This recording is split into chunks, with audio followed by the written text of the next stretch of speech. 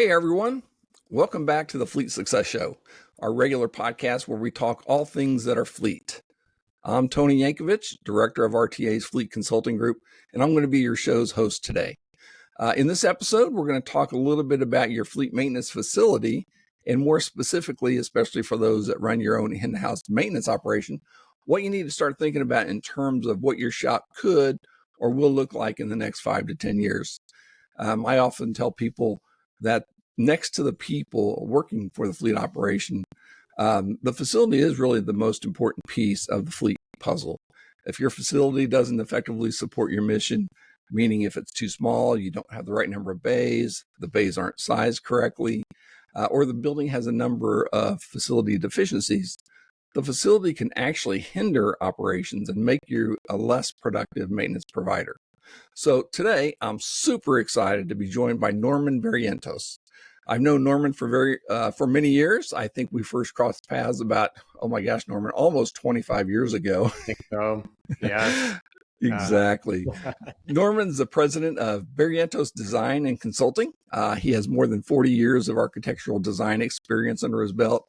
And I think it's important to understand that Norman and his company are one of the very few architectural design firms in the country that actually specialize in designing fleet maintenance shops, in addition to all kinds of government facilities. So with that, Norman, welcome to the show. Tony, great to be here. Thank you. Yes, I remember we first met. You looked a little different. You had a little bit of hair there going on. Right, exactly. I had a little more hair, I was a little younger, and a little thinner. Yeah, and I was just probably on my 10th or so garage at that time. And yeah, as you said, my company and myself specialize in fleet maintenance facilities. And overall, it also includes operations for field groups and equipment maintenance as well. So buildings that deal with vehicles, heavy equipment, shops for specialty trades, and then the field crews that go with that, and the yards too. So that's been our specialty. That's what we focus on across the country. Well, excellent. I started my career in city government for public works operation, and then kind of fell into fleet after that. It was one of those other assigned duties. But working in public works, you really understand the importance of how a facility and a site and a yard and a campus is really focused on that mission is so essential to the operations. So Norman, Tell me, so you've been in the business a long time. Your company specializes in this. So roughly how many facilities and garages have you guys designed over the years? Yes, 108. I just counted. We've done planning, design studies for 108. We do about 8 to 10 a year. It's picked up over the last 15 years, how many we do per year. So we've had about 50 of those built. And I have probably had initial talks with another 100 shops. So I have walked through intentionally as an architect in fleet shops, probably about 150 shops where I have taken a look. And I'm always listening to how they lay out the shop, why they laid it out, what kind of practice, how they're trying to gain efficiencies. So as I got further into this fleet maintenance facility, I realized I could offer a lot of my viewpoints I've been gathering from the whole countrywide experience on how to lay out the shops and what the fleet managers were trying to achieve on the floor. Well, that's great because, a lot, again, I've been doing this for a long time as well and been in so many fleet shops, and some fleet shops really support the mission, some don't. And a lot of times when they have an opportunity to either renovate or construct a new facility, they will hire a generalist architectural firm. And when they come in, I like to tell people, they'll sit there across the desk from me and say, okay, what do you need? What do you want? We can build that. We can design that. We're going to make it look great. But if you really don't have that fleet management background or the fleet maintenance background, you don't have context. You don't understand what the challenges really are when designing a facility to efficiently meet operations. So it's great that people like you are out there that actually specialize in this because it's so important to make sure that they get what they're really needing to support their operation. I think one of the things that, I'll have to defer to you, but one of the things that interests me is when an organization or a fleet manager or a public works director gets an opportunity to build a new facility, this is a once in a career opportunity. These buildings aren't being replaced every 5-10 years like a vehicle. They're there for the long haul. So Norman, based on your experience and your professional expertise, how long really is the lifespan of a fleet maintenance type of building? Yeah, it depends on, well, factors that affect it are a few. One, your fleet, be it your company or your community, may be growing. So there's growth of the fleet. And then there's diversity of your fleet that you're pulling into the shop bays or hanging out in the yard and the type of equipment.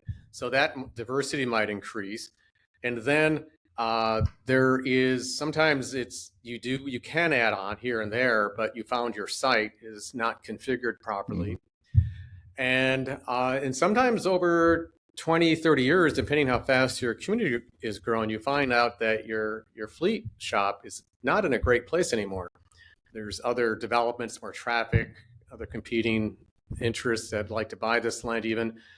So these things, my general range is about 30 to 40 years. You really need to take a look at your shop. Is it really serving your current workflow operations, or is the shop compromising? Is it pushing you to do things such as stacking up vehicle bays and stuffing parts in different odd corners of the building and the yard where you lose inventory track? And the other thing is attraction, HR, attraction of tech talent and even managerial talent to work in the shop. Is it have other competitors outpace the quality of the work environment? That's one.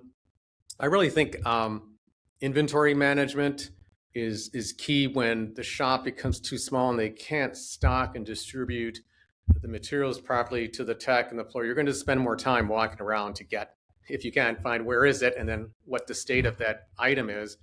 So things get out of place. And I like to think that repair garages, bays, are designed for a specific vehicle class, or heavy, medium, light. And if you start overlapping the type of vehicles that in that bay that it really wasn't intended to, you're mismatching the equipment around that bay for that vehicle type you're pulling in.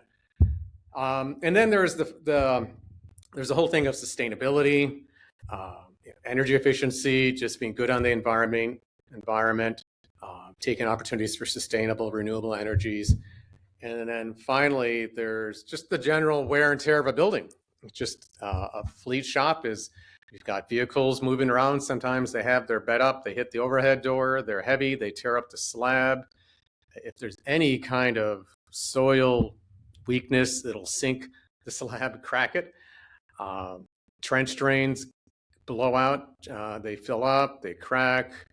Heating systems really only designed to last 30 to 40 years. So you'll find the ventilation in the shop just isn't functioning, or if it does, it's really loud and noisy. Nobody wants to use it, and they just open up the doors. Exactly. So, yeah, that's briefly it. I could go into more, but I'll just stop there for now.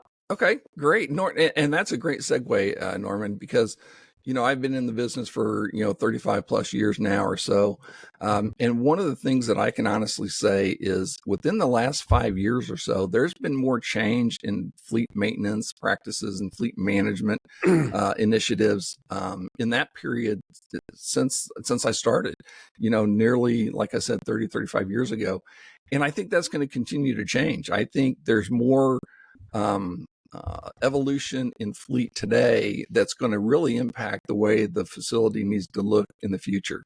One of the ones obviously that's at the forefront of all fleet managers' plates is fleet electrification. Can you talk a little bit about the impact that organizations, adding electric vehicles to their fleet, adding hybrid vehicles to the fleet, what kind of impact does that have actually on the actual facility? Yes, and I have been studying this. I've been collaborating with fleet managers in California who are well into this whole low or zero emission vehicle requirements. And as far as the facilities go, there's a few things directly. There's various building codes and national regulations that are coming online that address repairing the electric vehicles in a enclosed repair garage. And what those are, there already are building requirements for just combustion engines in a garage.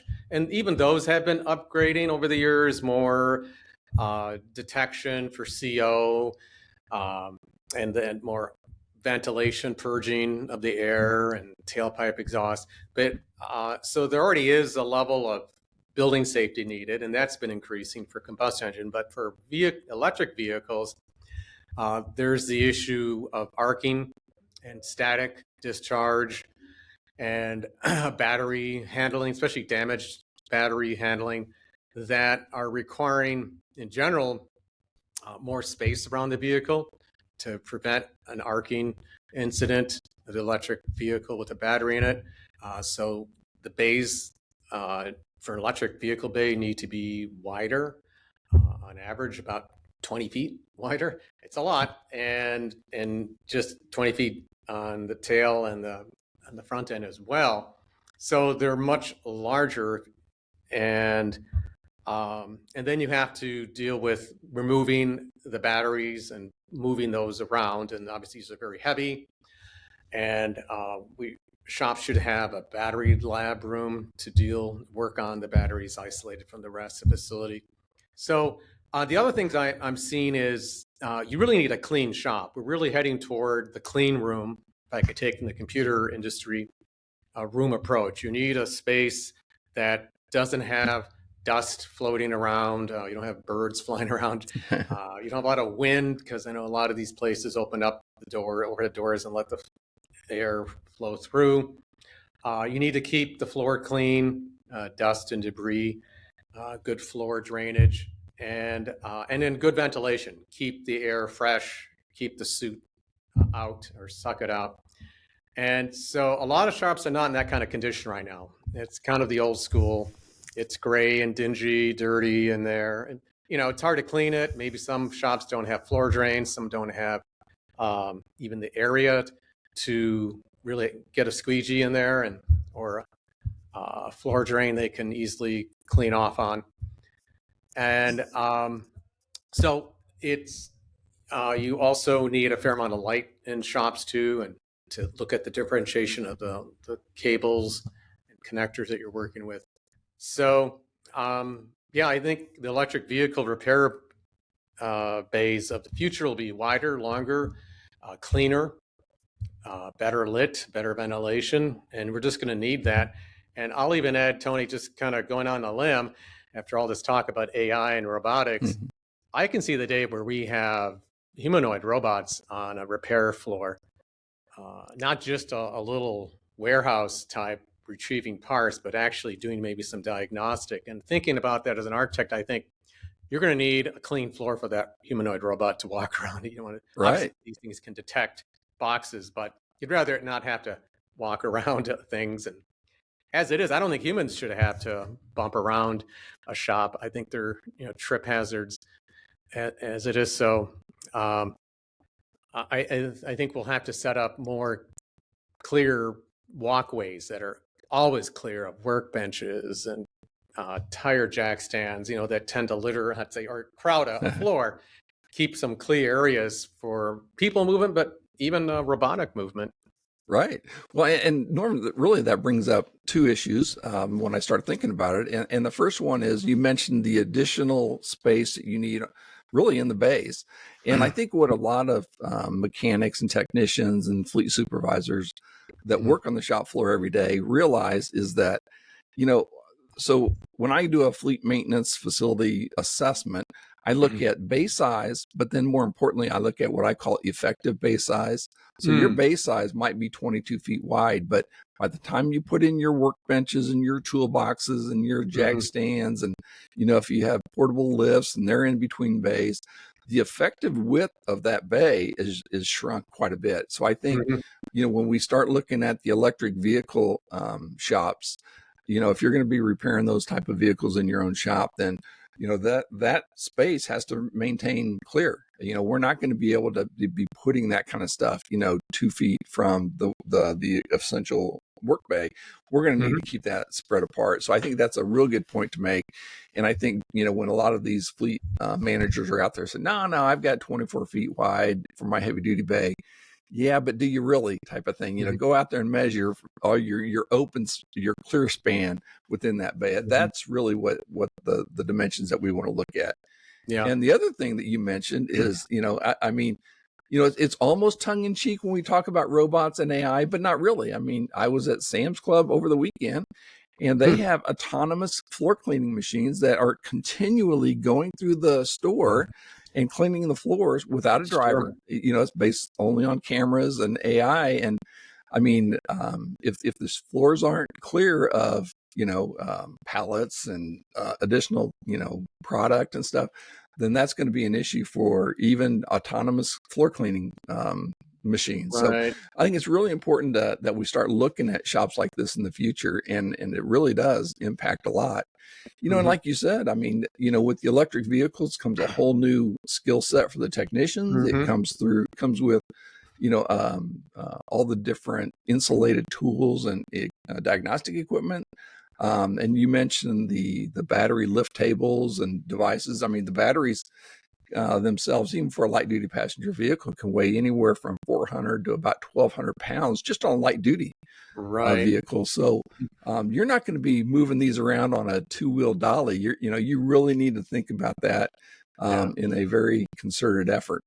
And you don't want to use a forklift because I wouldn't want to scrape the coating on that thing. Exactly. We're already worried about the life expectancy of those batteries. And if we do anything to damage that, then the warranty is void immediately. So what other things do you think? You mentioned the robots, and which is coming. I mean, they've already, some shops are already using it for pre-trip inspections where you drive through the gate or you drive through some point in the yard where it basically takes pictures and looks at the vehicle and does your pre-trip almost automatically now and autonomously. So that's kind of unique. What about drones and drone maintenance? Are you seeing that from shops nowadays? No, but I have suggested it in some of my discussions with clients, and when they particularly have yards and they need to check on the vehicles, larger fleets may have a ready line and a repair line and even an auction line, and then other parts outside. But to have a drone fly around and check on the status of the vehicle and the fleet overall, I think is a very reasonable thing to anticipate. And just one thing about the robotics, one thing what I see since I've been doing this for 4 decades is every little technology that you bring into the shop needs a home. So like when people moved over to mobile columns, you really need a home to charge them and stack them at night or whenever. So I can see that if we have robots on the floor, we need a place to charge the robot and maybe a little robot maintenance room. So I am definitely seeing that. And just back in the 2000s and 10s, we started seeing more diagnostic workflow kind of tablets and PCs that the techs can use on the floor. So we need a home for that. We need maybe a little bay to charge them or repair them even. So these little things do start adding up though on the floor and on a one that's already tight. And I did want to say one thing you were mentioning backing up, but on the width of a service bay is you said like 24 bay to bay, but in reality, the way I see it, there really is like a 4-foot strip between each bay where the tech is keeping his or her toolboxes and steel tables and welder. And that effective work zone really is like 20 feet. But I think it's important to plan that out. Think, okay, we have a 20-foot wide work zone, but we've got 4 feet on each side or in between the two bays, and plan for that. And that may be the place for their tablet or diagnostic equipment to go as well. Absolutely. And again, Norman, it seems like we're experiencing the same type of things, with the influx of the mobile column lifts. Most shops that were built 20, 25 years ago, they did not build space in to store those lifts. So the lifts are being stored between bays as well. Whereas the new facility, you really need to think about, like you said, storage of those lifts, charging of those lifts. So it's really becomes very important. And even, when you're talking about the drones, not only for looking at the yards, a lot of operations like utilities, whether it be a government utility operation, whether it be a private utility company, they're using more and more drones to look at their lines and look at their production out in the field. But somebody has to maintain those drones, and in some organizations that's falling on the part of the fleet operation as well. So, back to your discussion about the clean room, if we're going to be maintaining drones and robots, we're definitely going to need to start thinking about planning in clean rooms for those type of activities. The other thing with electric vehicles is the whole infrastructure for charging. The charging stations, the transformers that bring in more power off a high power line. So whether you should have them outside, have some inside so you can charge the electric vehicle as well. So I think any garage or fleet group that's going to transition is to think of where we're going to deploy these charging stations, and also how many do we need? Is it 2, 4 vehicles per one charger? You get that rate down. We haven't had that established yet. We have better rates, like how many heavy repair bays to have for heavy vehicles in your fleet. We kind of know what that proportion is, but we're still figuring that out. And I think this is going to be changing so quickly year by year as battery technology changes and even the charging equipment changes. How many of these charging stations do we need, and where do we put them? As from what I can see out in the fleet world, people are testing out chargers and they're trying to get a sense of how well they operate, what happens when they don't operate. And you wake up in the morning and that vehicle really didn't get charged. So I'm seeing a lot of testing going on of them, and more in the southern and coastal areas. I'm seeing more parking sheds, canopies with solar panels, and then some of those may be hooked up to an electric vehicle charging station as well. So I think you're going to have to think about that as a fleet manager, right? Structure. Absolutely. And I think, in the government setting, a lot of times the fleet operation is centered along with some type of campus environment, whether it be public works or the utilities or whatever. And so, they think about the charging infrastructure in those facilities. However, if your shop is a satellite shop and it's a standalone facility somewhere, a lot of people forget about that electric vehicle service equipment for those type of facilities. And if you're going to have vehicles parked there and staged there, whether it be on the ready line, dead line, you're going to need a way to charge those. So that's a great comment. The other thing I think, in fleet organizations are also involved in accident management of the vehicle and the asset, coordinating, getting the quotes done and managing the process of getting the repairs taken care of. The other thing with electric vehicles is if there's a potential damage to that electric battery, there comes a whole nother quarantine requirement for those vehicles. And, depending on the type of vehicle, depending on what publication you're reading, what codes you're looking at, a lot of those require up to a 50-foot radius around the entire vehicle where it cannot be close to a structure, another vehicle, or anything. It has to be isolated for a number of weeks. Yeah, I've heard 10 to 2 weeks isolation to see it doesn't have a runaway event. And and then finding that 50 feet in your yard, most fleet garages, the yards are packed already. So where do you find 50 feet or 100-foot diameter, basically, in your yard to keep a crashed vehicle? You also need specialty training for your tow. You might even need a special tow vehicle to bring that thing in. And probably some of the fleets who are going electric need to have added in their fleet now mobile charging stations, either as a towed item or it's a truck that goes out in the field. Absolutely. And what a great point you make about towing. Most of if you look at just about any original equipment manufacturer, they put out these emergency response guidelines, and they're primarily for first and second responders.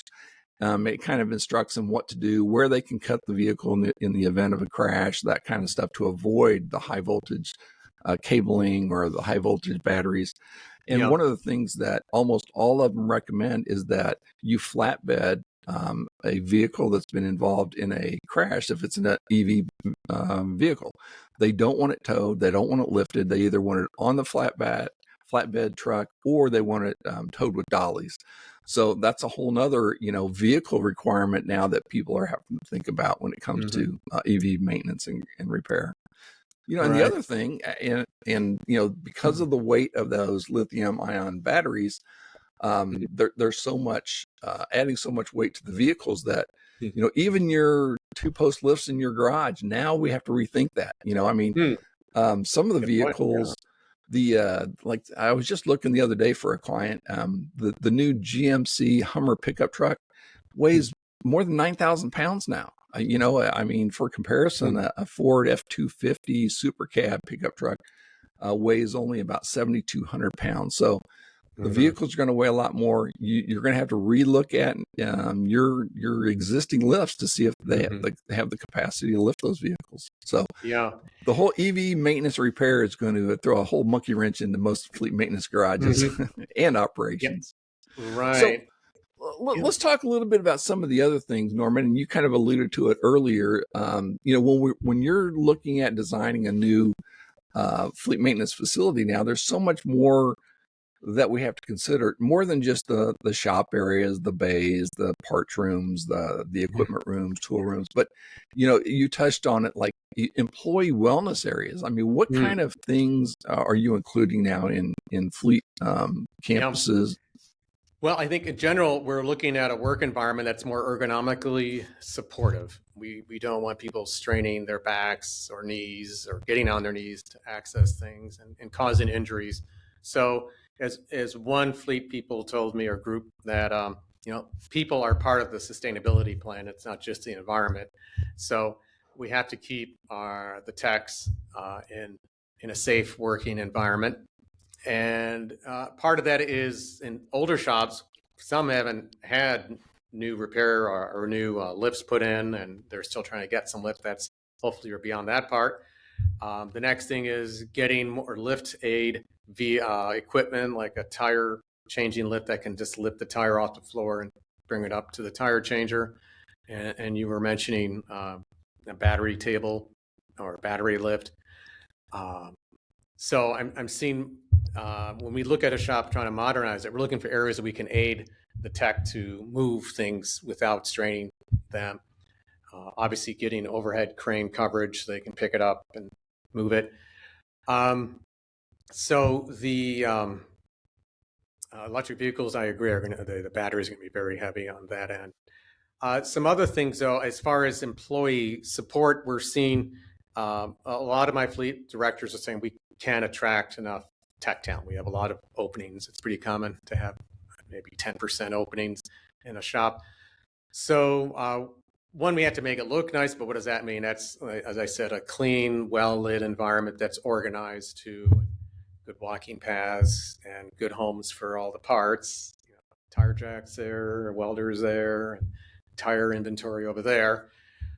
So that's important, getting the shop laid out for a home for everything.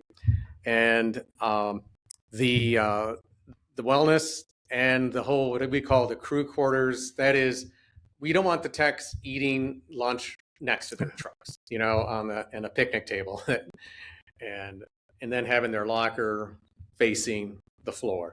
And some of the older shops still have that. Obviously, when you have mixed genders, that's not comfortable to change when in front of your locker or your truck. It's just everything about that is bad.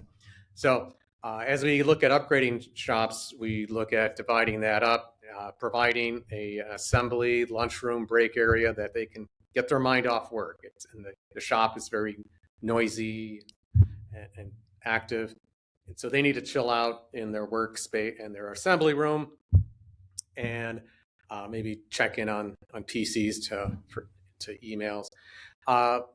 The other thing is training for them is going to be key. You mentioned that this whole EV transition is, we're going to have to take the combustion engine techs and turn them into electric vehicle techs. So that's going to take a lot of continual training. So I really personally dislike it when they merge the safety training room into the lunchroom. Like, oh, well, we'll just, the instructor, and they can teach them while they're, sometimes they have lunch boxes and newspapers and their jackets sitting on their chair, and just, it's not a great working, learning environment. And then the other thing is, yes, I do a lot of work with public agencies, and traditionally sheriffs and fire workmen have fitness rooms, the weight rooms. And we're seeing this in the fleet and public works as well. We got to keep the techs in good shape, maybe get stretching and some basic calisthenics, some weight training. And a lot of shops I talk to are very open to that and would like that. So we're definitely seeing that as part of the next generation of shops. Well, good. And one of the, I was just in a shop in Arizona not too long ago, and they had some reorganization within the Public Works campus, which freed up some administrative space in in the facility where Fleet was housed. And they actually turned in, I think it was 3 offices and a lobby area into a wellness center. They brought in some cardiovascular pieces of equipment. They brought in some free weights. They brought in some dumbbells, put some mirrors on the wall. So it was really nice. And people not only from Fleet, but anywhere on campus could come to that space and, get a quick workout on lunch or before or after work. So it was really nice. And actually, one of my favorite stories is that I worked with a Fleet out in the state of Washington. And one of the things that they did was, and I think most people are now familiar with the game of pickleball. It's kind of a mix between tennis and badminton.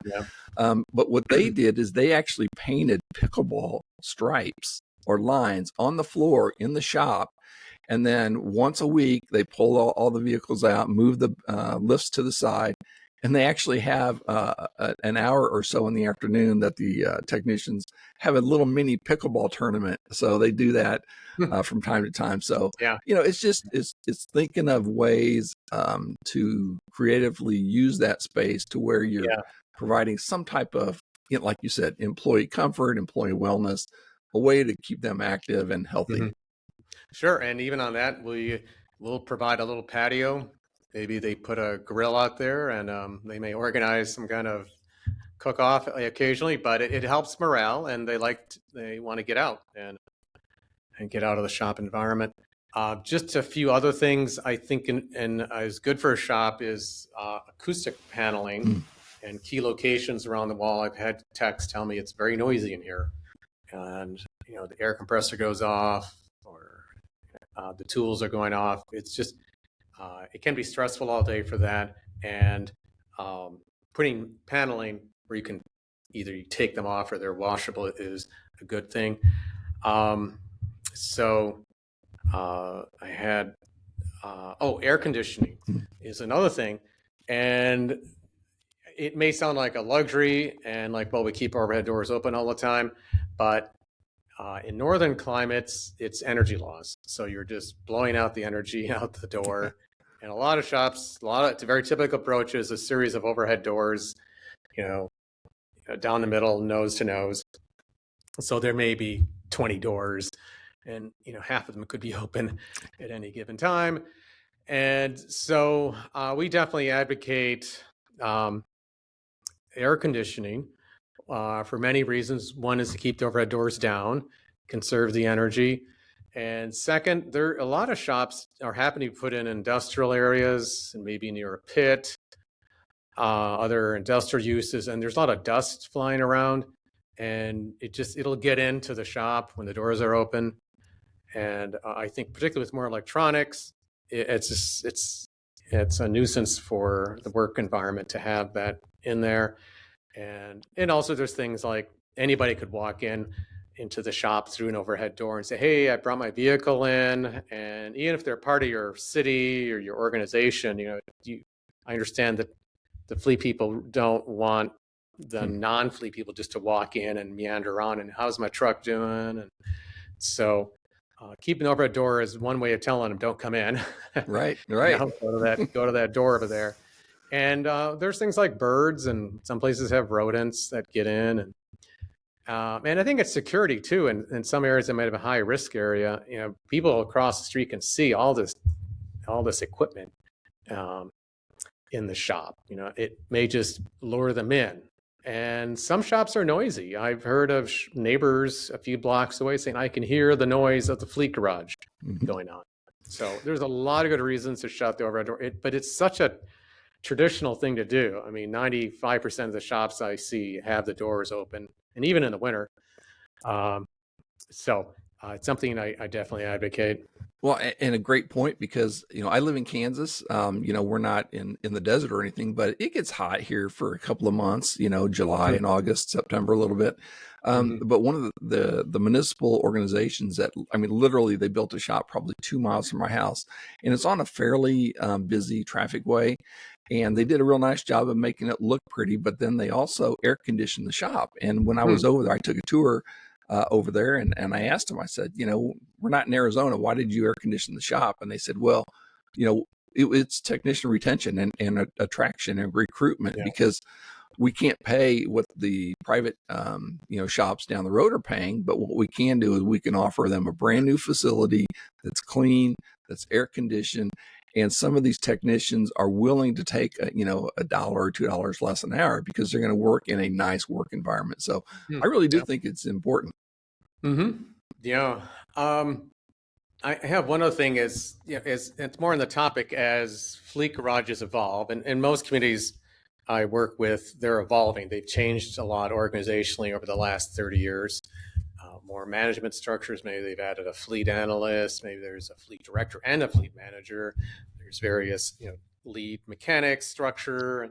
So they get more sophisticated, and maybe I could use the word even there's more professionalism that I see, especially when I look at a small municipal shop, and then you get the larger one. It's just, it gets more complicated. But with that, there's two aspects to that. When the fleet organization gets more complicated and more managerially structured, is they just need a different kind of room layout. There's more offices, there's more functions operating on the floor. Their parts I see that particularly gets more complicated. There's maybe a distinct loading area now, an area for inventorying and tagging, of course the shelving, and then distribution to the mechanics, or if they have operators like street crews, maybe they're in a different window. So the whole parts management gets more complicated and requires more room types. Like obviously you want to keep your bulk fluids in one room type, and flammables and gasoline another one, maybe the mechanics, PP&E in another, and of course tools and spray applications that might be used on the shop floor. So it's a good time to think about your parts and what are the major activities, and then what are the different inventory items, and where you want to deploy them so that they're near either the tech or they're near the operators. And there's some parts that you can secure, like power tools or specialty mechanics tools. And so that's a good exercise to do when you're upgrading your facility. Well, exactly. And Norman, you go through and talk about that stuff, and about 900 questions come to my mind for you. But I know we're at about the end of our podcast for today. But what I would like to say is I would like to bring you back, Norman, if you're willing to, at some point. I think it would be interesting for a lot of the people to talk more about the process of, how do you start with the programming of the facility? How you go to schematic design? How do you go to the actual design, and all the way through construction process? I think that'd be a great series of podcasts. But one quick final question for you, and then we'll shut this down. But how long typically does it take from the time an organization says, yes, we need a new facility, let's go ahead and start planning it, until shovels are in the ground? Yeah, at least 3 years. And the first year is what we call a facility program, where we define the space needs of your building and your yard. And we also look at the proper relationships and sequence of where these yard activities and building activities need to be. And really tell the group, you may be 100,000 square feet, and have 16 service bays, but we think you're at a point where you need to be at 150,000 square feet, and you need 50% more bays than you have right now. So there's a bit of a management thing, which we work with you, like how many repair bays, should we really have for our fleet? What kind of inventory should we be keeping? So that's just a lot of internal review time, thinking, strategizing. Where should we take the fleet organization? I think another thing that usually happens is we realize that fleet needs to be on their own now. Maybe they don't need to be under DPW. They have their own truck access and sequence, and they really don't need the trash, sanitation, and the street vehicles cruising by their overhead doors and going by their yard. So things like that need to be worked out. And I think it's also operation you brought up that you need to have a discussion. What's the level of service operation you're going to have? Like, how much are we going to do in-house? Or at what point are we going to shop this down the street to Caterpillar or something like that? So if you decide, no, we want to do that in-house now in our expanded shop, we're going to eventually hire more techs. We're going to get those lifts and get those tire changing equipments, let's say for heavy construction vehicles in here now, and plan up for that. So we need to know that. So that's why that first year is an internal discussion of where you're going, and then we help you decide, plan out how much you need now for that. And then the design process, it's about 9 months of hard design. If we say engineering design, look at your site engineering, get all the specs down for the lifts and shop equipment. We do maintenance shop equipment selection and specification. We think that should be part of the architecture when you do that. And then the construction is about a year as well. So it's a 3-year process. Okay. Well, great. That's great information. And Norman, what I'd really like to do, I found this very exciting. I would like to bring you back and talk more detail about facilities and things that we can help fleet professionals do in their current facility or think about when they do get an opportunity to build a new facility. So if you're willing, I'd love to have you back at some point and we can do that. Yeah. Awesome. Great, well, Tony. Norman, thank you again for joining us today. Look forward to having you again. And for those listening, really want to thank you again for participating and remind you that any feedback that you have, any comments or suggestions for future podcasts, just email them to us at podcast@rtafleet.com, or you can reach out directly to myself or to Norman if you have facility questions. So with that, we'll sign off and thank you very much. Thank you as well.